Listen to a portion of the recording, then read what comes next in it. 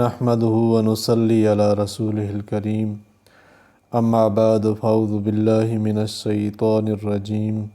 بسم اللہ الرحمن الرحیم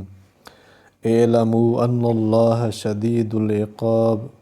جان رکھو کہ خدا سخت عذاب دینے والا ہے، وَأَنَّ اللَّهَ غَفُورٌ الرحیم،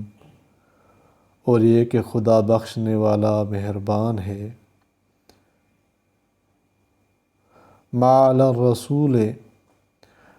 الرسول الا البلاغ، پیغمبر کے ذمے تو صرف پیغام خدا کا پہنچا دینا ہے۔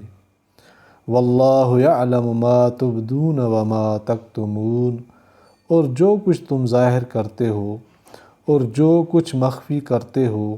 خدا کو سب معلوم ہے۔ ان آیات میں اللہ تعالیٰ نے فرمایا سمجھ لو، اعلموا ان اللہ، سمجھ لو کہ اللہ تعالیٰ شدید العقاب، سخت عذاب والے ہیں، اور یہ کہ اللہ تعالیٰ بہت مغفرت کرنے والے، رحم فرمانے والے ہیں۔ اس میں بتلا دیا کہ جو احکام حلال و حرام کر دیے گئے ہیں وہ عین حکمت و مصلحت ہیں، ان کی تعمیل ہی میں تمہارے لیے خیر ہے، ان کی خلاف ورزی سخت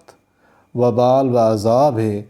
ساتھ ہی یہ بھی بتلا دیا کہ انسانی بھول اور غفلت سے کوئی گناہ سرزد ہو جائے تو اللہ تعالیٰ فوراً عذاب نہیں دیتے، بلکہ توبہ کرنے والوں اور شرمندہ ہونے والوں کے لیے مغفرت کا دروازہ کھلا ہوا ہے۔ اور اس آیت میں ما علی الرسول الا البلاغ فرمایا، یعنی ہمارے رسول صلی اللہ علیہ وآلہ وسلم کے ذمے تو اتنا ہی کام ہے کہ ہمارے احکام کو مخلوق کو پہنچا دیں، پھر وہ مانے نہ مانے اس کا نفع و ضرر انہی کو پہنچتا ہے، ان کی نافرمانی سے ہمارے رسول صلی اللہ علیہ وآلہ وسلم کا کچھ نقصان نہیں۔ اور یہ بھی سمجھ لو کہ اللہ تعالیٰ کو کوئی فریب نہیں دیا جا سکتا، وہ تمہارے ظاہر و باطن اور کھلے اور چھپے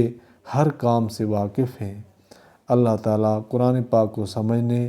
اور عمل کرنے کی توفیق عطا فرمائے، آمین یا رب العالمین۔